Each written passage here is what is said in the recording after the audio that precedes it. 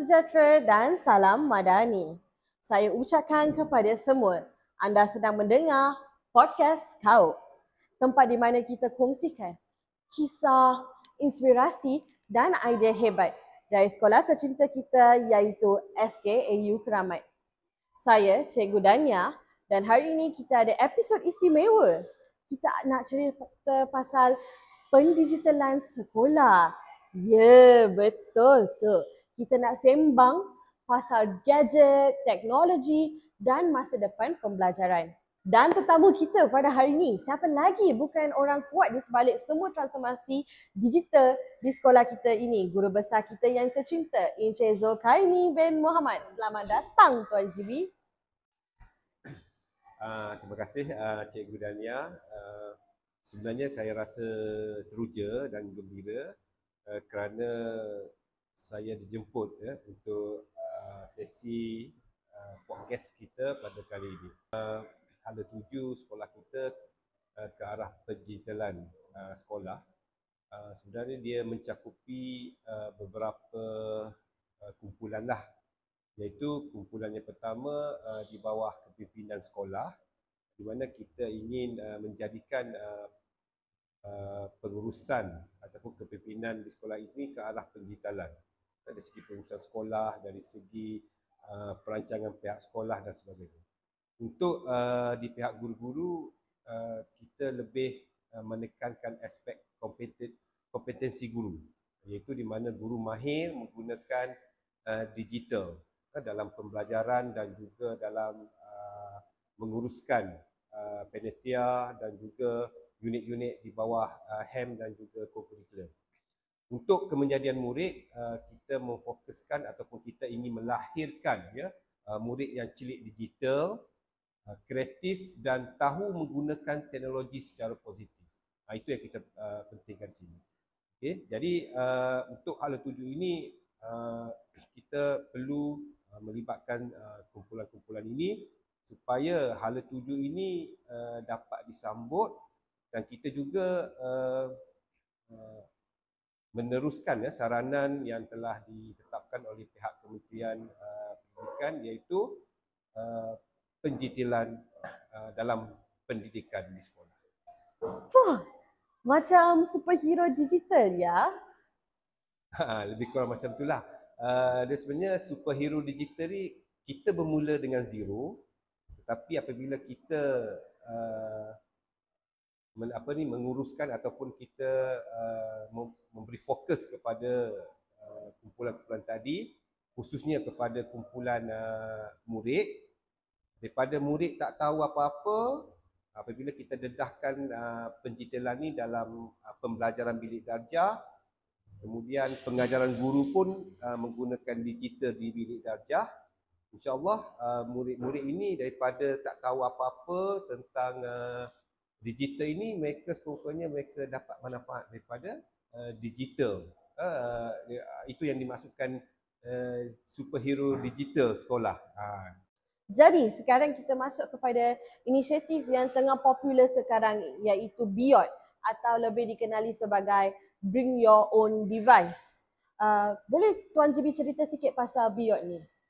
Okey, program BYOD ni, Bring Your Own Device to School ni adalah program di bawah saranan pejabat pendidikan daerah.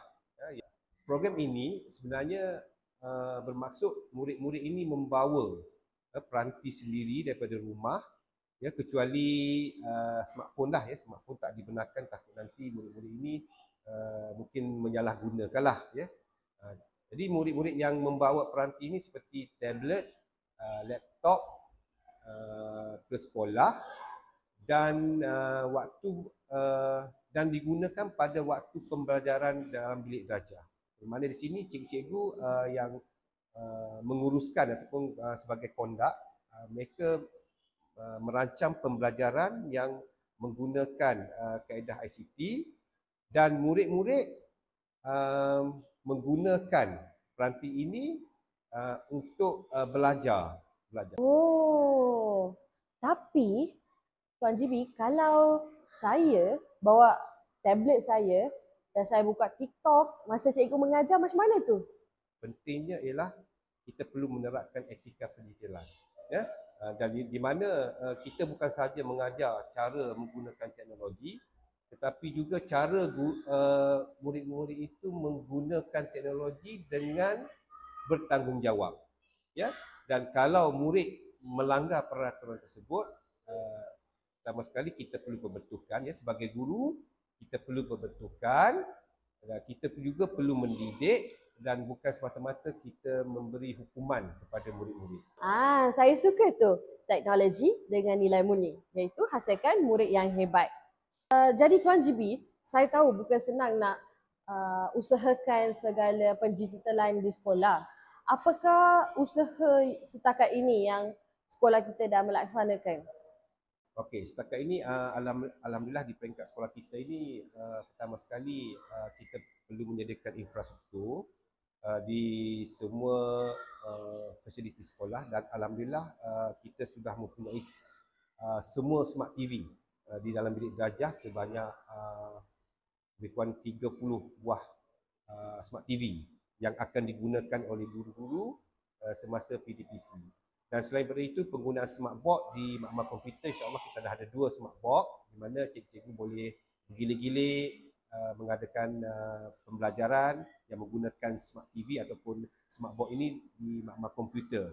Baik, untuk keperluan guru-guru, ini nak melahirkan kompetensi pendidik lah, ya. Kita mula daripada perkara yang asas dahulu, iaitu melalui latihan guru.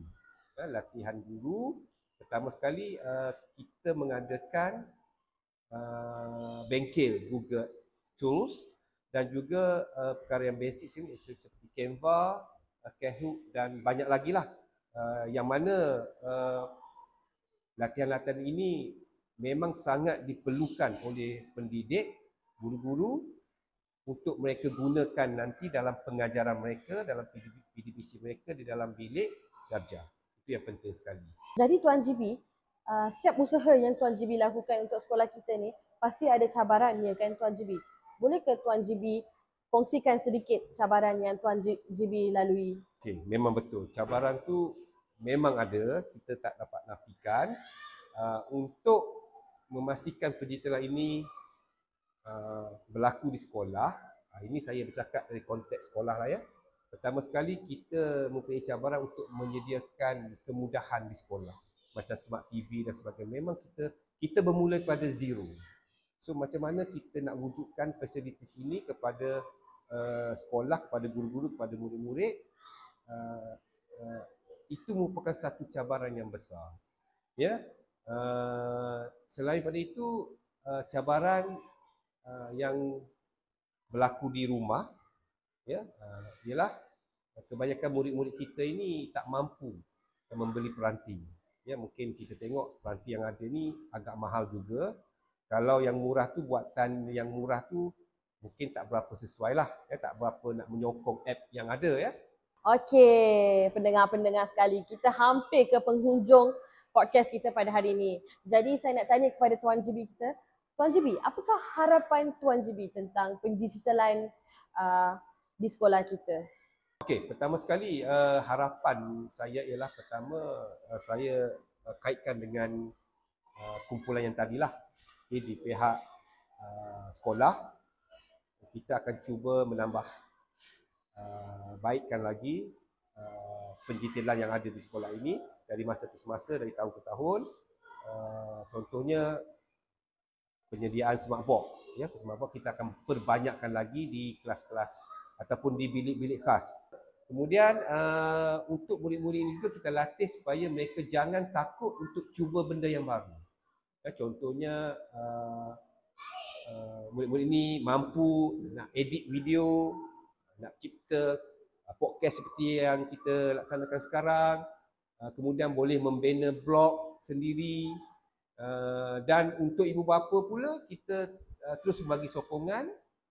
Saya pun harap agar murid kita akan menjadi pelajar abad 21, 21st century students yang sangat hebat dan bukan sahaja bijak menggunakan gadget tapi juga beradab dan kreatif. Terima kasih banyak-banyak kepada guru besar kita atas perkongsian yang penuh inspirasi. Dan juga terima kasih kepada semua pendengar podcast ini. Kalau anda suka episod ini, kongsikan dengan rakan, ibu bapa dan guru-guru lain. Kita jumpa lagi dalam episod akan datang. Teruskan belajar, teruskan berubah dan teruskan bercita-cita. Sekian podcast sekolah kita, digital kita, masa depan kita.